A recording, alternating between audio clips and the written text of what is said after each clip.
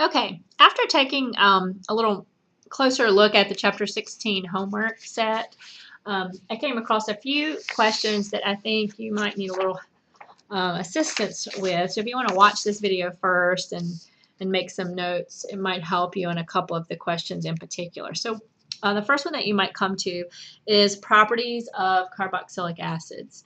And of course, I'm not looking at the homework right now, so I'm going off of my notes. But I believe the question asks you to write the formula for the carboxylate ion. All right, and so again, I'm not looking at the question, but basically what you're going to be asked to do is draw the structure of a carboxylate ion that might form if a carboxylic acid was neutralized with a base. So it's basically this structure. Of course, you're going to have to draw the C's and the H's, and then you're not going to put the H on the carboxylic acid, and so you're just going to put an oxygen here, and you are going to have to right-click on it and add a negative charge. Okay, so this is the structure that we drew in class. This is how you're going to have to draw it in Mastering Chemistry. The next question that you may have trouble with is question 18.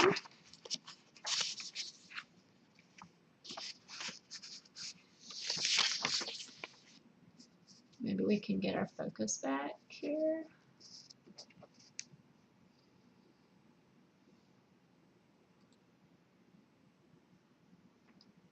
In question 18, you're asked to write the formula for a salt or write an entire equation. To be quite honest, I can't remember. Formula of the salt or an entire equation. So instead of drawing out the structure, you're asked to basically take something like this. Imagine reacting it with potassium hydroxide, and this is again a base, so we get the carboxylic salt like that, and of course we get water because it's a neutralization reaction. All right, and as I recall, you're going to write the whole equation out, but you're going to actually type it into a text box. You don't have to draw this. Instead, what you're going to do is write the formula for this. So this actually can be written C5. So I'm just naming this part right here. H, and there's 1, 2, 3, 4, 5, 6, 7, 8, 9, 10, 11 hydrogens. COOH is how you write the carboxylic acid, or how you can write the carboxylic acid functional group. Plus KOH yields. And then for this part, we're going to do exactly the same way, except we're not going to write the H, and instead it's the carboxylate ion with potassium. So it's going to look just like this, C5H11 COOK plus water. Okay, Mastering Chemistry, I believe, is looking for the equation, and so this is what it would look like rather than drawing out the structures. Question 24. Here we are asked to do a similar answer, in that we're going to put it into a text box. I can't remember if this is the answer, how the question is actually worded, but basically 2-methylpentanoic acid is the answer, but you're asked to draw it, or not draw it, you're asked to write out the condensed structural formula. And I guess it's been a while since we did that. So this is 1, 2, 3, 4, 5.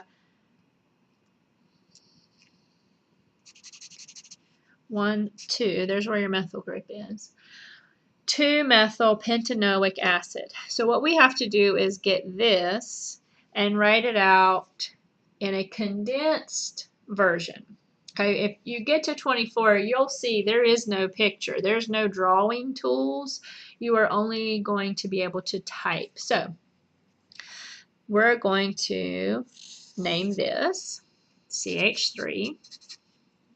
This right here is CH2. This here is CH2. This carbon right here is a little tricky. So this carbon right here has an H, and it also has a methyl group. And I'm not even sure if we've done this before in class or if you've seen it in other homework problems. But when you have a substituent, this is how you would show it. This carbon, which is carbon number 2 from this direction, has an H and a methyl, and we're going to show that in parentheses to show that it's a substituent on this carbon. And then, of course, this carbon here that's in our carbonyl will be shown as COOH. All right, so this is how you can put your answer into the text box for 2-methylpentanoic acid. That is going to come up in question 24. Question 30 I have listed next. Question 30 is probably you'll see this before you get to question 30, but I just made a note of it here. If you get an error that says to separate your answers with a comma,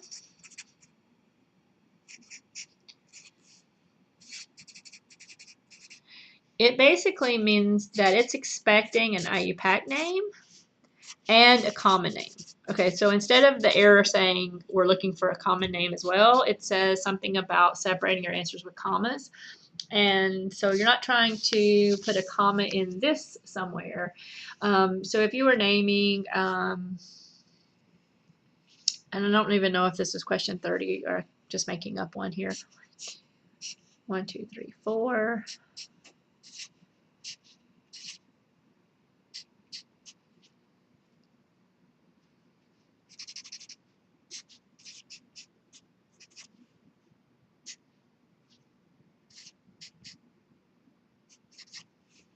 All right, so if this were naming an ester, the first part of the ester would be from the alcohol, space, and 1, 2, 3, 4, butanoate, and on this butanoate there is a methyl at position 2. All right, I think that's probably impossible to read. Okay, so this is methyl, 2-methyl butanoate. That's the IUPAC name. We would then follow that with the common name. So you'd put a comma after butanoate, and then you would name it with the common name. The common name will be methyl, and we're going to have to make this whole thing the common name. And so this we didn't talk a whole lot about, but it is, I think it's on page 572, 573. When you name this the common name, rather than calling this position 2, this is actually position alpha, beta, gamma. So we're going to call this alpha, and you actually have to type out alpha or beta or whatever it is, because Mastering Chemistry will not allow you to choose anything from a drop-down box. Alpha methyl, and instead of butanoate we're going to use the common butyrate.